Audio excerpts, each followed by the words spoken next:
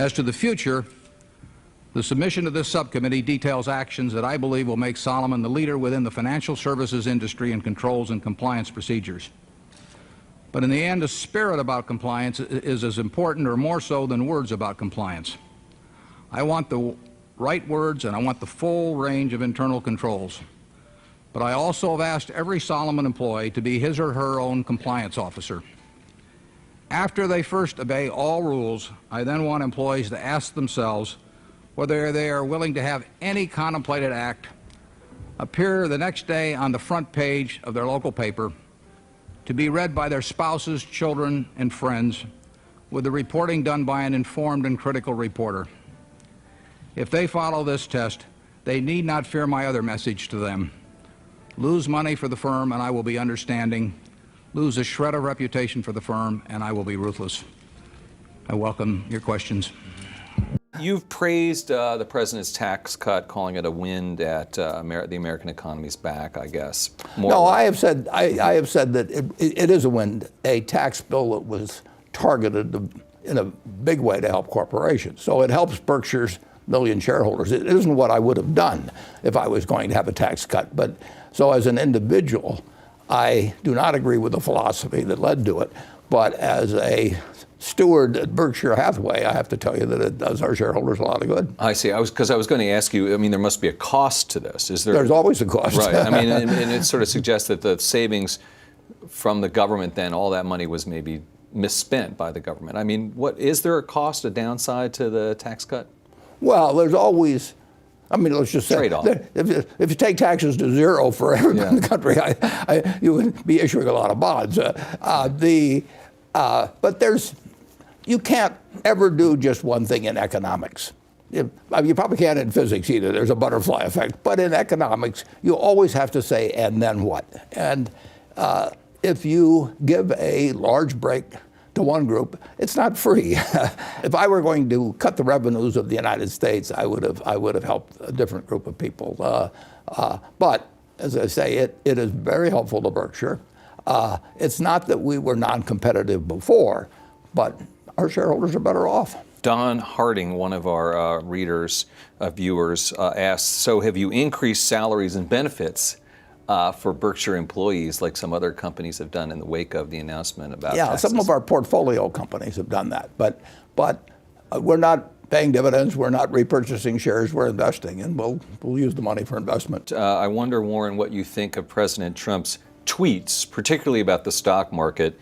And one of our readers asks, Yuan Yi Chin from San Mateo, how Warren Buffett would rate President Trump. Well, I'm not going to rate the presidents, but I would say that communication is enormously important for a president. Going back to Roosevelt, in the 1930s, every family in the country was sort of huddled around his radio. I mean, if you had the big networks, you were talking to everybody. And now it's much more diffused, and obviously President Trump feels that he does not like it filtered through the traditional news media, so he's going to do it directly. I believe communication is enormously important for a CEO, and I like to talk to our shareholders directly.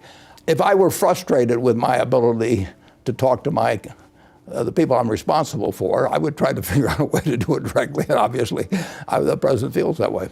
So can we talk a little bit about the healthcare initiative? Have you told a story about how that came about? Did Jamie call you up on a conference call with Jeff?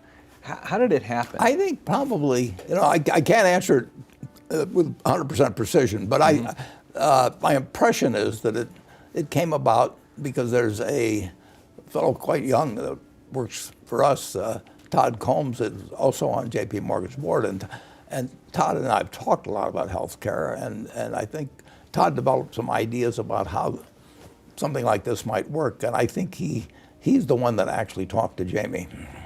And is this really just for these three companies, or is it going to be a model for the rest of the healthcare system? What's the point? I hope if we can figure out a way to have better care at lower cost and stem the constant rise as a percentage of GDP, I hope every company in the United States steals the idea from us. And just to also want to touch on cryptocurrencies, I know that you've had some negative feelings about them, but now Wall Street institutions seem to be dipping their toes in, and I wonder, A, if you've changed your mind at all, and B, one of the biggest mysteries in America, what did you tell Katy Perry about well, cryptocurrencies? That's between me and Katy. I guess so, because it said that you guys talked about cryptocurrencies, but none of us know what you guys said. That's just between you two? We did. Okay. But I will answer your question about good. it. But there's two kinds of items that people buy and think they're investing. One really is investing and the other isn't. If you buy something, a farm, an apartment house, or an interest in a business, and look to the asset itself to determine whether you've done something, what the farm produces, what the business earns, and so on, you don't really care whether the stock market's open. You can do that on a private basis. In fact, you do it on a private basis if you buy a farm or apartment house generally. And it's a perfectly satisfactory investment. You look at the investment itself to deliver the return to you. Now, if you buy something like Bitcoin or some cryptocurrency, you don't have anything that's producing anything. You're just hoping the next guy pays more. And you only feel you'll find the next guy to pay more if he thinks he's going to find somebody that's going to pay more. Now, if you ban trading in farms, you could still buy farms and have a perfectly decent investment. If you ban trading in apartment houses or even in equities, if you ban trading in Berkshire Hathaway for the next 5 years, our investors would do fine, over time. But if you ban trading in tulip bulbs, or if you ban trading in some Bitcoin, which nobody knows exactly what it is, people would say, well, why in the world would I buy it? Yeah. And you aren't investing when you do that. You're speculating. There's nothing wrong with it. If you want to gamble, somebody else will come along and pay you more money tomorrow. That's one kind of game. That is not investing. Interesting. I want to ask you some questions for the Chinese audience. First of all, can you say ni hao to them? Ni hao. All right. How much do you think the Chinese economy and markets will ultimately become like the United States? How much convergence do you think there will be? I really don't know the answer to that. What I do know is they have found the secret sauce for themselves, just like we found the secret sauce a couple of centuries ago. And so they have had an economy in the last 60 years or thereabouts. They have unleashed the potential of their citizenry. And where for really centuries they did not progress that much economically for overwhelming portion of their population, what they've done in the last 50 or 60 years is a total economic miracle. I never would have thought it could have happened. But the truth is, they're as smart as we are, they work as hard as we are, and they can have a growth in the economy from a lower base that will exceed ours percentage-wise for a long time. And I mean, they're destined for a fine economic future just like we are. Shifting gears, Warren, I want to ask you about women in the workplace and the Me Too movement. What role can men play to advance women in their careers in business and in the economy? Well, I had and have two sisters that are absolutely smart as I am and better personalities, and you'd like them better. They were born around my time of 1930, and they were told marry early and marry well. That was the unseen message. I mean, nobody ever said it that way, but so I have seen half of the United States' talent basically put off to the side. And it's one of the things that makes me optimistic about America, because when I look at what we accomplished using half our talent for a couple of centuries, and now I think of doubling the talent that effectively employed, or at least has the chance to be, it makes me very optimistic about this country. And good managers are scarce. Talent is always rare, and you better use every bit of it that you can find. It. Certainly the way I've felt personally all my life. Skip from Baltimore wants to know if you collect Social Security. I collect it, and my wife is now eligible, and she's supposed to be collecting, but she hasn't gotten her check yet. But we'll see whether she should be getting it here pretty soon. Tasia from Columbus, Ohio asks, plenty of time left, Warren, but got to ask you, what do you want to be remembered for? As a teacher. Yeah, that would be very flattering if I would feel if that was on my tombstone, because I benefited terrifically from teachers. Not all teachers who were employed as teachers, but teachings of all kinds. But the people spending their time to pass along what they have learned. So a teacher, not a great investor.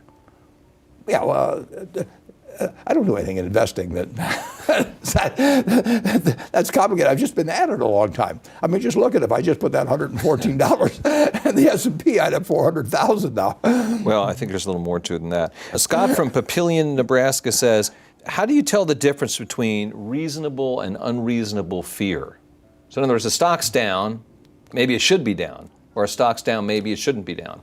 Well, you just keep looking at the facts. I mean, you're looking at a business. That's the important thing. You don't look at a stock chart. I looked at stock charts for years. I used to have a lot of fun doing that. I was kind of groping around for a philosophy. You look at the business. I mean, how you decide if you own a half interest with some buddy of yours in a McDonald's store. How do you decide, whether it's a successful investment? Well, if the snow's 2 feet out and there's no business today, do you say, well, I made a terrible deal? No, you look at how it's performing as a business over time, how it's doing versus the competition, All right, Warren Buffett, thank you very much for all of your time. Great talking to you. Okay, thanks for having me. There's nothing more important. People ask me what they should take in business school or even if they don't go to business school, what they need to know before getting in business. And I tell them, you have to understand accounting. It's the language. I mean, it's like being in a foreign country without knowing the language if you're in business and you don't understand accounting. So you want to get as comfortable with that as you are with the English language. It's made me a lot of money because I listened to what Ray Dean had to say 53 or 4 years ago and have been able to understand what I was seeing on pieces of paper, what that told me about businesses, and the limitations of what it told me about businesses. But that's the way we invest. Yesterday I was in Knoxville, Tennessee, and we bought a company. We agreed to buy a company called Clayton Homes about a week ago. It's a big company in the manufactured home business. We agreed to pay $1.7 billion for it. I made that deal over the phone without ever meeting the people there, but I had seen enough through reading 10Ks, 10Qs, annual reports, but looking at figures, what they tell me in terms of the kind of people even running the place, the kind of accounting decisions they make and so on. I was able to make that $1.7 billion transactions over the phone. Yesterday was the first time I met the people, and their board of directors had actually approved the deal a week earlier. So it's, I couldn't have done that if I hadn't have, had a great time at Ray Dean's class 53 years ago. So if I'm going to tout one thing, aside from this particular leadership class, of course, if I'm going to tout one thing, I would tell you that get comfortable with it. It may not happen the first week or the first month in the class, but get very comfortable with accounting. Let's talk a little bit about the fact that the market's down almost 800 points this morning. Yeah. Concern for you? Well, no, that's good for us, actually. We're a net buyer of stocks over time. And just like being a net buyer of food, I expect to buy food the rest of my life, and I hope that food goes down in price tomorrow. So when stocks are down, we're going to be buying on balance. And who wouldn't rather buy it, at a lower price than a higher price? People are really strange on that. I mean, because most people, most of your listeners are savers, and that means they'll be net buyers, and they should want the stock market to go down. They should want to buy at a lower price, but they have that feeling that they just feel better when stocks are going up. If you worry about corrections, you shouldn't own stocks. I mean, if you can't take your stock going down, it's going to go down sometime if you own a stock, so why worry about it? I mean, the point is to buy something that you like at a price you like, and then hold it for 20 years. And you should not look at it day to day. If you bought a farm or apartment house, you wouldn't get a quote on it every day or every week or every month. So it's a terrible mistake to think of stocks as something that bob up and down, and that you should pay attention to those bobs up and down. You literally every day have thousands of the major American corporations offered to you at a price that changes daily. And you don't have to make any decisions. You have to make, nothing is forced upon you. So there are no called strikes in the business. The pitcher just stands there and throws balls at you. And if you're playing real baseball and it's between the knees and the shoulders, you either swing or you get a strike called on you. If you get too many called on you, you're out. In the securities business, you sit there and they throw U.S. Steel at 25 and they throw General Motors at 68, and you don't have to swing at any of them. They may be wonderful pitches to swing at, but if you don't know enough, you don't have to swing. And you can sit there and watch thousands of pitches, and finally you get one right there where you want it, something that you understand, and then you swing. And so you might not swing for 6 months. You might not swing for 2 years. Isn't that boring? It would bore most people, and certainly boredom is a problem with most professional money managers. If they try to sit out an inning or two, not only do they get somewhat antsy, but their clients start yelling, "Swing, you bum." Some people should not own stocks at all because they just get too upset with price fluctuations. If you're going to do dumb things because your stock goes down, you shouldn't own a stock at all. No, I mean, what are dumb things? Selling a stock because it goes down? selling a stock because it goes down. I mean, if you buy your house at $20,000 and somebody comes along the next day and says, "I'll pay you 15," you don't sell it because the quote's 15. You look at the house or whatever it may be. But some people are not actually emotionally or psychologically fit to own stocks. But I think more of them would be if you get educated on what you're really buying, which is part of a business. And the longer you hold stocks, the less risky they become. Whereas the longer the maturity of a bond, the more risky it becomes. What is it that you would like to have as your legacy, as you think Well, about I'd like it? to be the oldest man that ever lived, actually. But no, I like teaching. And so if I've been a decent teacher, and I have a lot of university students come out every year. And today, is there anything on your bucket list that you would like to do that you haven't done? I'd have done it. If there's anything I wanted to do, I'd do it. Money has no utility to me. Time has utility to me. But money in terms of making trips or owning more houses or having a boat or something, it has no utility to me whatsoever. So, it has a lot of utility to other people, which is the reason for the Giving Pledge. What motivates you to still run a company when most people your age are playing shuffleboard or they're relaxing or doing something? Yeah, they spend all week planning their haircut usually. But I get to do every day what I love with people that I love. I mean, it doesn't get any better than that. And so the greatest pleasure in your life, other than doing interviews like this, is what? Looking at new companies, making investments, giving away the money. What gives you the most pleasure? Your grandchildren? It's all of the above. I mean, but the truth is that I regard Berkshire Hathaway sort of like somebody that a painter regards a painting. The difference being that the canvas is unlimited. So there's no finish line at Berkshire, and it's a game that you can continue to play. Any word of advice you give to somebody who's a young investor who would like to emulate you, what you would recommend that they do to kind of build something close to what you've done? I think you should look for the job that you would want to hold if you didn't need a job. I mean, you're probably only going to live once. Shirley MacLaine may differ with that, or a few people, and you don't want to go sleepwalking through life. And you really, whether you make X or 120% of X, it really isn't remotely as important as to whether, in most cases, you marry the right person and you also find something that you would do if you didn't need the money. And I've had that job for 50 or more years, and I was lucky in that I sort of found early on what turned me on that way. But don't settle for something if you can possibly. Don't worry about making the most money this week or next month. I mean, when I went to offered to work for Ben Graham, I said I'll work for nothing, and I meant it. I mean, just the idea of being turned on. So look for the job that turns you on. Find a passion.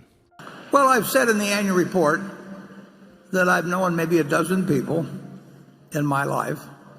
And I said there are undoubtedly hundreds or maybe thousands out there, but I've said that I've known personally a dozen where I would have predicted or did predict in a fair number of those 12 cases, I did predict that the person involved would do better than average in investing over a long period of time.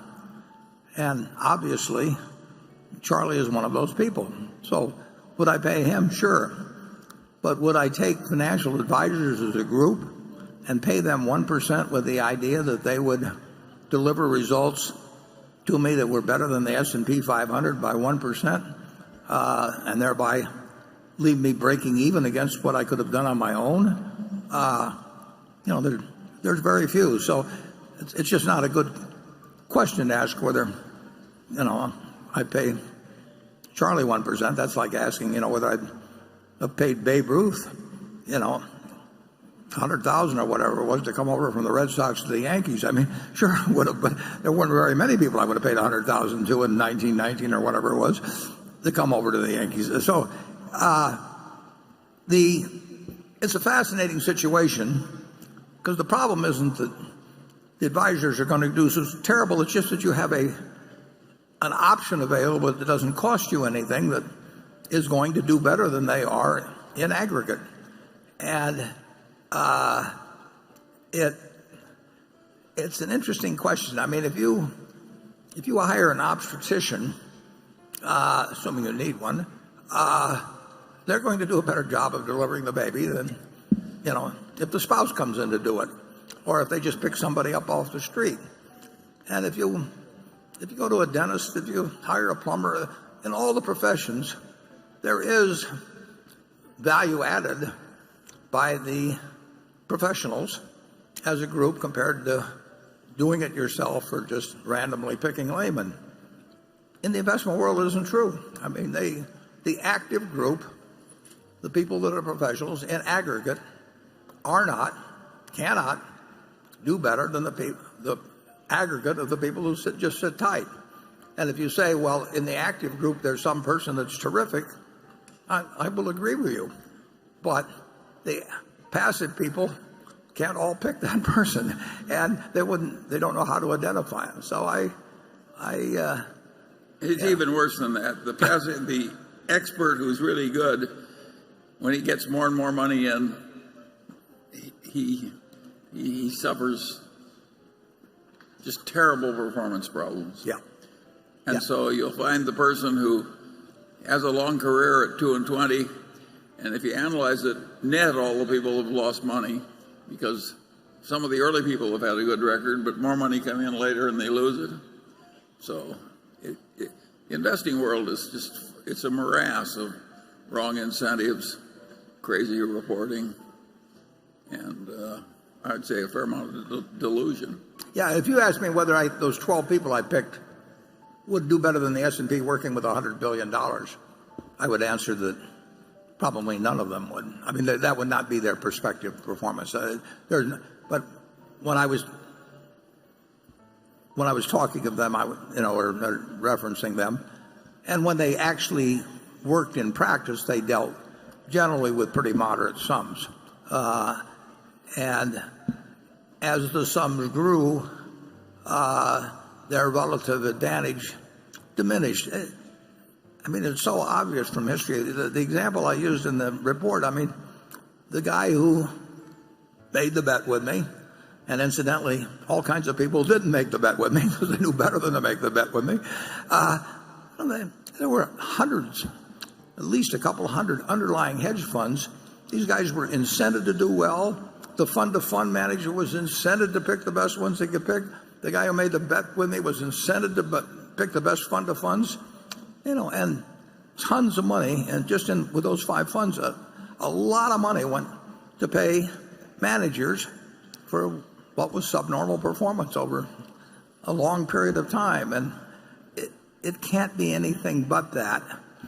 And it's an interesting profession when you have tens of thousands or hundreds of thousands of people who are compensated based on selling something that in aggregate can't be true, superior performance. So, but it'll continue, and the best salespeople will tend to attract the most money, and because it's such a big game, people will make huge sums of money, far beyond what they're going to make in medicine or you name it. I mean, repairing the country's infrastructure. I mean, the big money, huge money, is in selling people the idea that you can do something magical for them. And if you even have $1 billion fund, and get 2% of it for terrible performance, that's $20 million. In any other field, it would just blow your mind. But people get so used to it, in the field of investment, that it just sort of passes along. And $10 billion, I mean, $200 million fees. We've got 2 guys in the office, that are managing $11 billion. well, no, they're not. I'm sorry, they're managing $20 billion. Between the two of them, $21 billion maybe. We pay them $1 million a year, plus the amount by which they beat the S&P. They have to actually do something to get contingent compensation, which is much more reasonable than 20%. But how many hedge fund managers in the last 40 years have said, I only want to get paid if I do something for you? Unless I actually deliver something beyond what you can get yourself, I don't want to get paid. It just doesn't happen. And it gets back to that line that I've used. But when I asked the guy, how can you, in good conscience, charge 2 and 20? And he said, because I can't get 3 and 30. Any more, Charlie, or are we used up our... I think you've beaten up on them enough. Yeah, well... I think what has happened at Berkshire is just wonderfully for the good. And I do think we have a perfectly marvelous board. What makes me sad, as I said earlier, is I don't see more of the same practice followed elsewhere. A director getting $150,000 a year from a company who needs it is not an independent director. That director automatically becomes an inside director. And so it's a typical government intervention. It says it's doing one thing and it does another. Yeah, I've been on 19 boards. I've never seen a director where the director's fees were important to them object to an acquisition proposal, object to a compensation arrangement of the CEO. It's just never happened, and in my experience, and they frequently do not behave as they would if they own the place, and basically we want people that behave as if they own the place. The correct system is the Elihu Root system. Elihu Root, who had 3 different cabinet appointments, if I remember right, said no man was fit to hold public office who wasn't perfectly willing to leave it at any time. And if Elihu Root didn't approve of something the government asked him to do, he could always go back and be the most sought-after lawyer in the world. He had an identity to go back to, and he didn't need the government's salary. And I think that ought to be more the test in corporate directorships. Is a man really fit to make tough calls who isn't perfectly willing to leave the office at any time? My answer is no. Yeah, we have one of our directors who's been removed twice from compensation committees of other corporations because he had the temerity to actually question whether the compensation arrangement being suggested was the appropriate one. I mean, it's being put on the comp committee of American corporations. As I've said, they're looking for Chihuahuas and not Great Danes or Dobermans, yeah. And I hope I'm not insulting any of my friends that are on comp committees. You're insulting the dogs. No. Something different is happening, but something different happens all the time. So, and that's one reason economic predictions just don't enter into our decisions. Charlie Munger, my partner, and I, in 54 years now, we've never made a decision based on an economic prediction. We make business predictions about what individual businesses will do over time, and we compare that to what we have to pay for them. But we have never said yes to something because we thought the economy was going to do well in the next year or 2 years, and we've never said no to anything because we were right in the middle of a panic, even if the price was right. At one point this weekend, you said that Bitcoin, and this was based, you were asked, Charlie said Bitcoin's like rat poison. You were asked about that comment, and you said, well, it's probably more like rat poison squared. Charlie went on in the meeting to then basically call Bitcoin turds. He is an expressive sort, isn't he? Maybe when he gets a little older, he'll mature.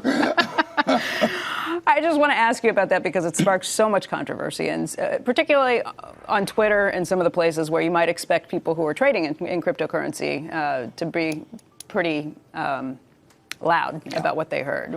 What is it about Bitcoin that gets you guys so fired up? Well, when you buy a farm, you look at the crop every year and what prices are, and you decide whether it was a satisfactory investment. I mean, you look to the asset itself and what it produces for you. When we buy a business, we look at what the business earns and decide how we feel about it in terms of what we paid. But we are buying something that at the end of the period, we not only have what we bought in the first place, but we have something that the asset produced. And when you buy non-productive assets, all you're counting on is whether the next person is going to pay you more because they're even more excited about another next person coming along. But the asset itself is creating nothing. One of the interesting things, for example, is gold.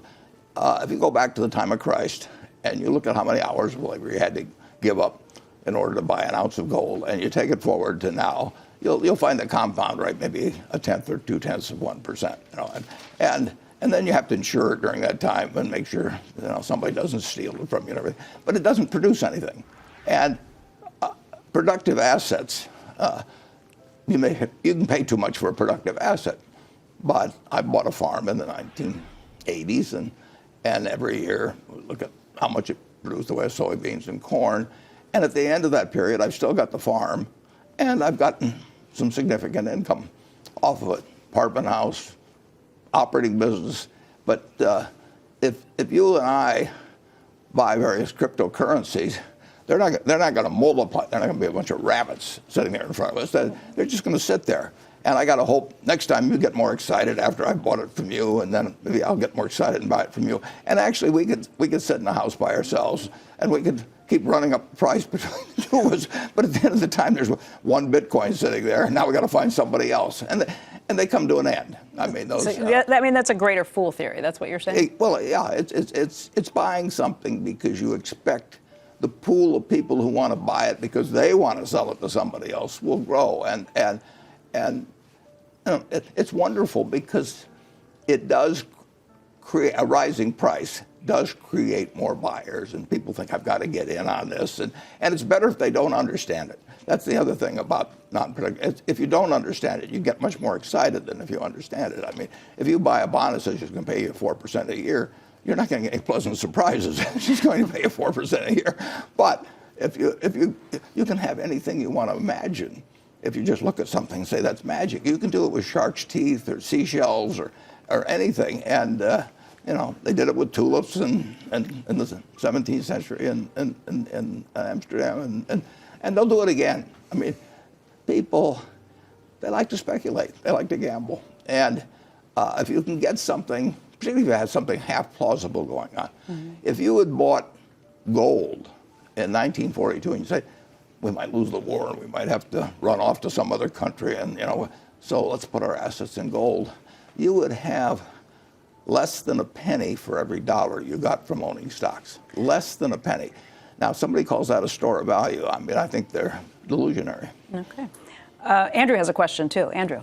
Hey, Warren, related to this issue of Bitcoin, you saw that Goldman Sachs just last week announced that they were going to create effectively a trading operation around cryptocurrencies and Bitcoin in particular. You've been an investor in Goldman. What do you think of their decision to do that? Well, they probably think that lots of people are going to get very excited about it. Well, and maybe already are, but they think there's money to be made trading them. I don't think they're expressing an opinion on the ultimate value. I would be very surprised if the top partners of Goldman are selling their Goldman stock and putting it into Bitcoin. But I want to cover this subject now because my friend Charlie will come on at 8 o'clock and he'll tell him what he will say. Well, that's my whole entire point. I do want to ask Charlie about it because I think when he talked about the turds, he was referring to this. He said if you're trading this, it's like watching other people trading turds and deciding you want to get a piece of that. Well, you're not going to get me to comment on that. Hopefully Charlie's not awake and not watching right now. Well, the truth is people do trade on very crazy things over time. Imagine people selling their homes to buy a tulip in Amsterdam. If people think they're going to make money the next day And worse yet, if they think somebody else that they know is going to make money and they aren't going to make money, it just draws people in. You know, I could whisper something on this program, and kind of the more sillier it was, the more it might react, because there's no quantitative limits. If you buy a stock, you say, well, I'll buy it at 15 times earnings, but I won't buy it at 20 times earnings. But when you get into something that doesn't produce anything, you know, there's no checkpoints. There's nothing to reference it to. It's just, it's gone up, so it'll keep going. Now, I think everybody had as much fun as ever. I mean, we had a crowd that certainly equaled our record, and again, I run into thousands of shareholders, and they're all having a good time here, and our directors have a good time. So it's just sort of a Mardi Gras. Was there anything different about this meeting, or is it the sameness that makes it so special? It's the sameness, pretty much. I mean, working with Charlie Munger, we're not going to change the format very much. Although Brian pointed out earlier that there were a lot of kind of controversial subjects, a lot of things that caught people's attention and picked up a lot of news this time, and it's because you and Charlie say what you think, especially Charlie. yeah, Charlie says exactly what he thinks, and he thinks in colorful language too. Have you noticed that? I've noticed that. Has that changed over the years, or is that just more the same? That's Charlie. Yeah, that's Charlie, and since you met him? Since 1959, when I met him. Okay. Warren, let's talk about some of the things that really resonated with people, and maybe start where you began the annual meeting this year, and that was talking to your investors and telling them a little bit about investing, some tips and lessons along the way. You kind of used it as a teaching experience at the top. Yeah, normally I don't do that. I mean, in fact, I can't remember when I did it. We just go right into questions and answers. But I really thought that maybe we were giving a little bit the wrong lesson, because all the questions would naturally tend toward current events. And so this time I went back actually to 1942, when I bought my first stock, as an illustration of all the things that have happened since 1942. We've had 14 presidents, 7 Republicans, 7 Democrats. We've had world wars. We had 9/11. We had the Cuban Missile Crisis. We have all kinds of things. The best single thing you could have done on March 11th, 1942, when I bought my first stock, was just buy an index fund and never look at a headline, never think about stocks anymore, just like you would do if you bought a farm. You just buy the farm and let the tenant farmer run it for you. And I pointed out that if you'd put $10,000 in an index fund that reinvested dividends, and I paused for a moment to let the audience try and guess how much it amount to, and it would come to $51 million now. And the only thing you had to really believe in then is that America would win the war, and that America would progress as it has ever since 1776, and that American business, if America moved forward, American business would move forward. You didn't have to worry about what stock to buy. You didn't have to worry what day to get in and out. You didn't know the Federal Reserve would exist, whatever it might be. And America works. Then the question is, why don't you own Google and Amazon, those two in particular? Let's take those two. Well, that's a pretty damn good question. But I don't have a good answer. I definitely should have owned Google. The guys came to see me before when they were... Larry and Sergey? Yeah. And we were, this was a long time ago. I mean, this was before they went public, but they were talking to me about a little bit about it. And we were using search at GEICO in a significant way, so I knew the power of search. And I actually used search a lot myself, starting with All the Vista or something, going way back. And search is incredibly valuable to me, and it was valuable to GEICO. So I was capable of understanding that. On the other hand, I had seen that Google was taking out All the Vista to some degree, and I thought, maybe somebody else can take out Google, and maybe if they'd started earlier, somebody else could have taken out Google. So I was always a step behind on that. What do? Do you kick yourself? What does Warren Buffett do? No, I don't. I made so many mistakes. If I tried to kick myself, my legs would be exhausted. I mean, you don't kick yourself in the investment. And incidentally, kick yourself when you make a mistake. I mean, it is part of what you do. I was there when Ted Williams batted .406, but that means .594. Right. and what about Amazon? Same kind of thing. Incredible business. But why it's not too late to buy these stocks, is it? I don't know. But you're not buying them right now. No, but I don't buy much. Mm-hmm. Those are the kind of businesses I think about a lot. Charlie thinks about them a lot. You can't help but do it. I mean, those are incredible business stories. Right. I mean, so the door's not closed necessarily. No. Right. No, not at all. Okay. Well, actually, one of the other fellows in the office bought a little Amazon. I mean, that showed up in our 13F. Ted or Todd? One of the two. One of the two bought some Amazon? Right. Yeah, that was in our 13F, yeah. Right. There you go. You took the plunge. Not Berkshire, me. Berkshire took the plunge. Berkshire. They can do anything they want to do. They can't short Berkshires. There are a few stocks. The worst day on Wall Street since the crash of 1987. The Dow traders are standing there watching in amazement, and I don't blame them. We're now down 43%. Almost everything there completely wiped out. In the NASDAQ, everything and more has been completely wiped out. Let's talk about the speed with which we are watching this market deteriorate. Can I get you to speak a little to Aaron? Yeah, 1 billion, 2 billion, 3 billion. You can imagine the American economy is an economic train moving down a track that has no ending. And it picks up cargo and passengers as we go along. There's 330 million of us now, and there were only 4 million in 1790.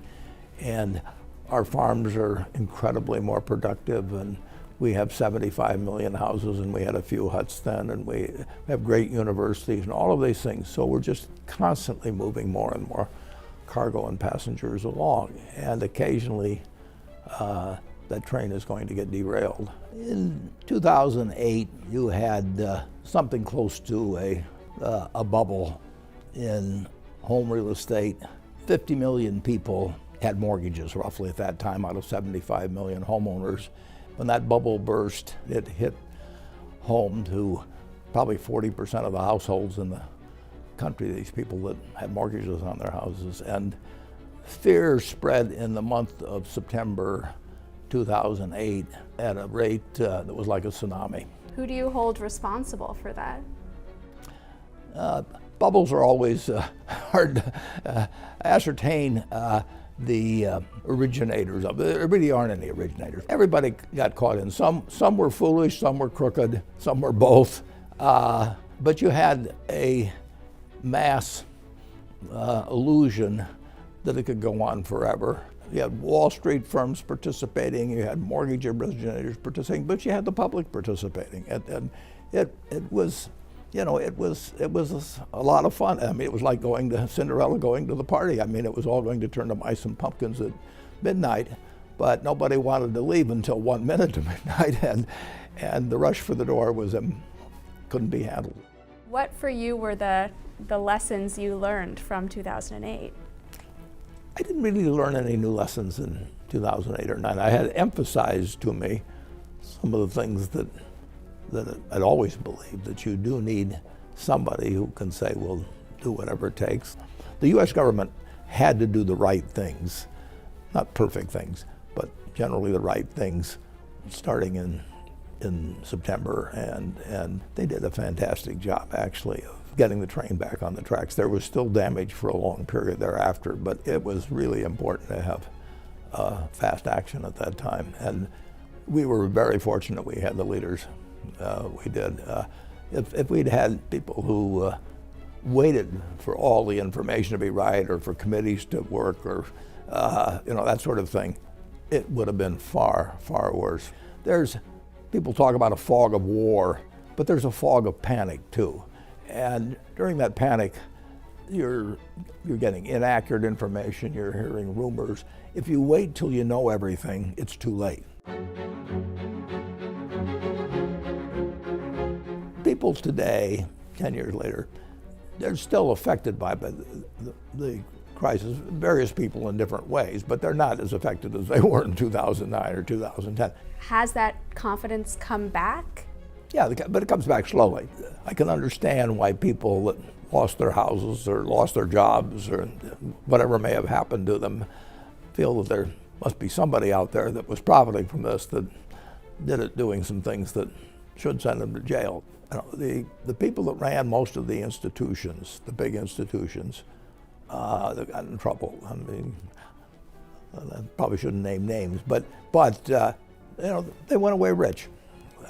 They may have been disgraced to some degree, but they went away rich. So I don't think the incentive system has been improved a lot from what it was 10 years ago.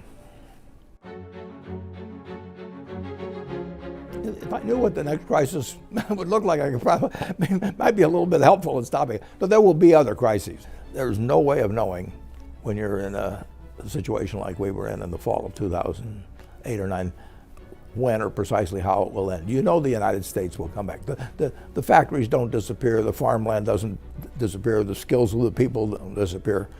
But you had a system which was going to put them all in an idle position, or could do it, and there's no way of knowing how far it was going to go. What's left from the crisis is pretty much our memories. I mean, the tracks are still there, the train's still there, but we had a big interruption in 2008 and 9, and now the train has been running pretty darn well, and we've shown that America can't be stopped. You're not somebody who's ever bought Apple shares, correct? No, I've never bought Apple.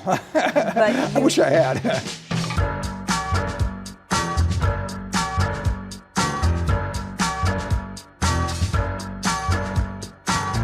Oh, I don't know that much about Apple. I mean, all I know is Apple is an absolutely phenomenal company. I mean, think of where they were 10 or 15 years ago and where they are now.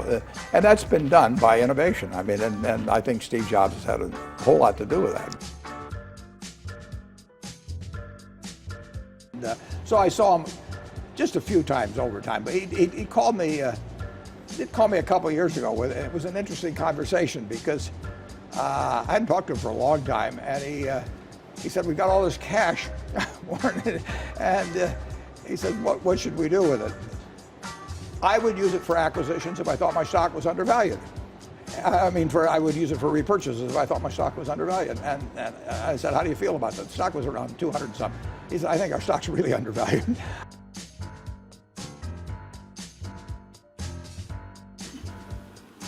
The chances of being way wrong in IBM are probably less, at least for us, than being way wrong with Google or Apple.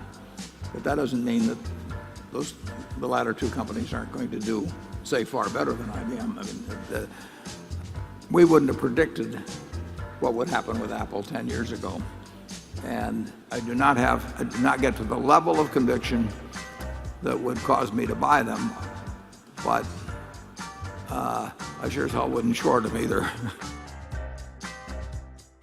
I don't own any Apple stock, and I haven't.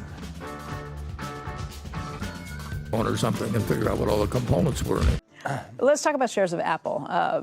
Both from you just mentioning it with the share buybacks, with it being such a huge holding of yours. You've got more than 5.3% of the company right now? Yeah, I think it's 5.6, but 5.6%, and it goes up every day. Let's talk about what we've seen with the slowdown with the coronavirus, because Apple is one of the companies that has said it's going to have an impact, not only with the stores that they've closed there, with the behavior of Chinese customers, but also what happens with the supply chain. Supply chain, sure. How do you read through any of that? What are you hearing? Do you know more than we do on that front? No, I don't know one thing more. I may see Tim Cook at the annual meeting. I see him in Sun Valley once a year. No, I don't think I've placed a phone call to Tim Cook in 2 or 3 years. I mean, all kinds of things are going to happen to Apple over the next 10 years. The real question is, what is the degree of pervasiveness and strength of that product 5 or 10 years from now? And I don't think of Apple as a stock. I think it's our third largest business. It's also a high-flying technology company. It's one that's been at the forefront, but you've said in the past you didn't buy it because it's a technology company. I think it's a consumer product. In fact, I think I said this on the program a couple of years ago. I mean, obviously it's a consumer product company that uses technology, but we've got a lot of products that use technology at Berkshire. But it's an incredible company.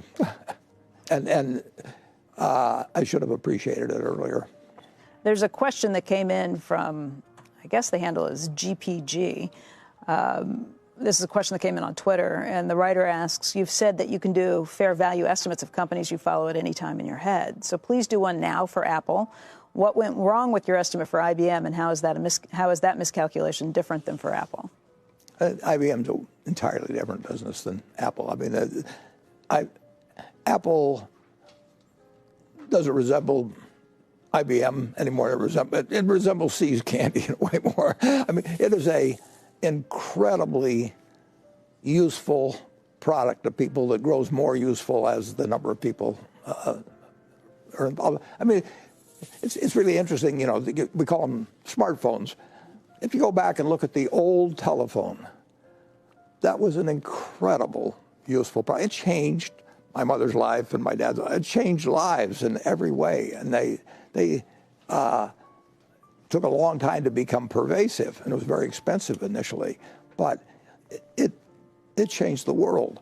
And the smartphone is part of hundreds and hundreds of millions of people's lives in all aspects of their lives. It's used as all kinds of utility. It's a consumer product. Are you a consumer of its products at this point? You've had a flip phone for forever.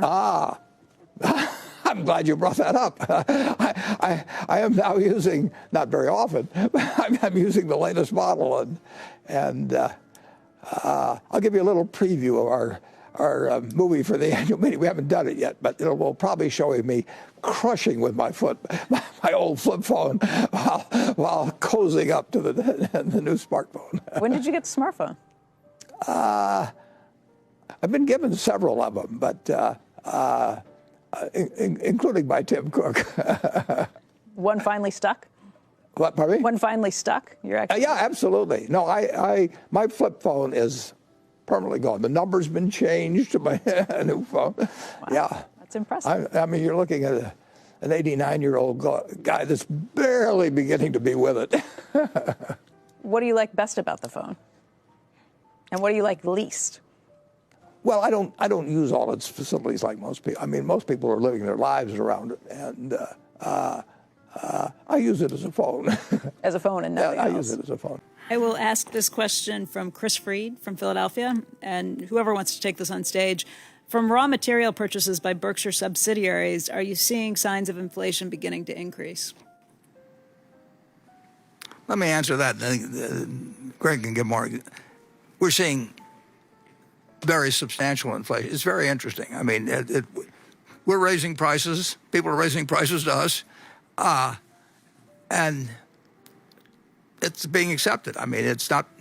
If we get, well, take home building. I mean, the cost of.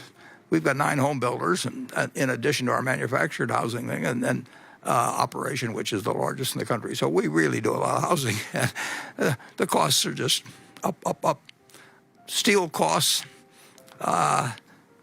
just every day, they're going up. And there hasn't yet been, because the wage stuff follows. I mean, if the UAW writes a 3-year contract, we got a 3-year contract. But if you're buying steel at General Motors, or someplace, you're paying more every day. So it's an economy really, it's red hot. I mean, and we weren't expecting it. I mean, all our companies, when they thought when they were allowed to go back to work, at our various operations, we closed the furniture stores. I mentioned, they were closed for 6 weeks or so on average, and they didn't know what was going to happen when they open up, and they can't stop people from buying things, and we can't deliver them. And they say, well, that's okay because nobody else can deliver them either, and we'll wait for 3 months or something of the sort. But the backlog grows, and then we thought it would end when the $600 payments ended, and I think around August of last year. It just kept going, and it keeps going, and it keeps going, and it keeps going. And I get the figures every week. I call Herb Bumpkin calls me, and we go over day by day what happened at 3 different stores in Chicago and Kansas City and Dallas, and it just won't stop. People have money in their pocket, and they pay the higher prices, and when carpet prices go up in a month or two, we announced a price increase for April. For our costs are going up. Supply chains all screwed up, for all kinds of people, but it's almost a buying frenzy, except certain areas you can't buy yet. You really can't buy international air travel, and so the money is being diverted from a piece of the economy into the rest, and everybody's got more cash in their pocket except for. Meanwhile, it's a terrible situation for a percentage of the people. This suit, I haven't worn a suit, for a year practically, and that means that the dry cleaner nurse just went out of business. I mean, nobody's bringing in suits to get dry cleaned, and nobody's bringing in white shirts to get the place where my wife goes. The small business person, if you didn't have takeout and delivery services for restaurants, you got killed. On the other hand, if you've got takeout facilities, you've done, same source sales of Dairy Queen are up a whole lot, and they adapted. But it is not a price-sensitive economy right now in the least, and I don't know exactly how when it shows up in different price indices, but there's more inflation going on quite a bit more inflation going on than people would have anticipated just 6 months ago or thereabouts. Yeah, and there's one very intelligent man who thinks it's dangerous, and that's just the start. Greg, you probably are in a good position to comment. Yeah, well, Warren, I think you touched on it. I mean, when we look at steel prices, timber prices, any petroleum input, fundamentally there's pressure on those raw materials. I do think something you've touched on, Warren, and it goes really back to the raw materials. There's a scarcity of product right now of certain raw materials. It's impacting price and the ability to deliver the end product. But, that scarcity factor is also real out there right now as our businesses address that challenge. And it may be some of that's contributed or arisen from the storm we previously discussed in Texas. This question comes from Sam Butler, who says he's been a shareholder for many years and asks, what impact does the rise of so many new SPACs have on Berkshire's ability to find and close new acquisitions? Well, it's a killer. The SPACs generally have to spend their money in 2 years, as I understand it. So they have to buy a business in 2 years. If you put a gun to my head and said you got to buy a big business in 2 years, I'd buy one, but it wouldn't be much of one. We look and now there are, I don't know how many, whether it's hundreds, and there's always been the pressure from private equity funds. I mean, if you're running money for somebody else and you're getting paid a fee and you get the upside and you don't have the downside, you're going to buy something. And I could tell you about I had a call from a very famous figure many years ago that was involved in it and wanted to learn about reinsurance. And I said, well, I don't really think it's a very good business. And he said, yeah. He says, if I don't spend this money in 6 months, I've got to give it back to the investors. So it's a different equation that you have if you're working with other people's money where you get the upside and you have to give it back to them if you don't do something. And frankly, we're not competitive with that. And that won't go on forever. But it's where the money is now, and Wall Street goes where the money is, and it does anything, basically that works. And SPACs have been working for a while, and you stick a famous name on it, you can sell almost anything. And it's an exaggerated version of what we've seen in kind of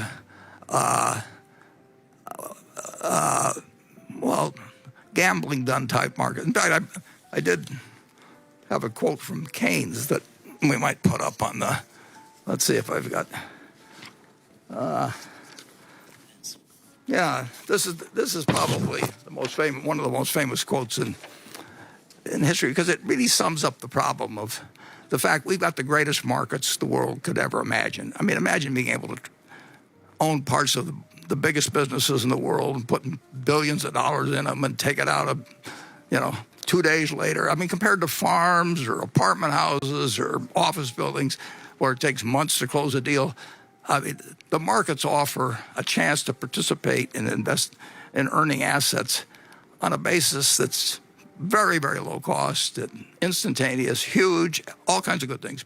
But it makes its real money if they can get the gamblers to come in, because they provide more action and they're willing to pay sillier fees and all kinds of things. So you have this incredible,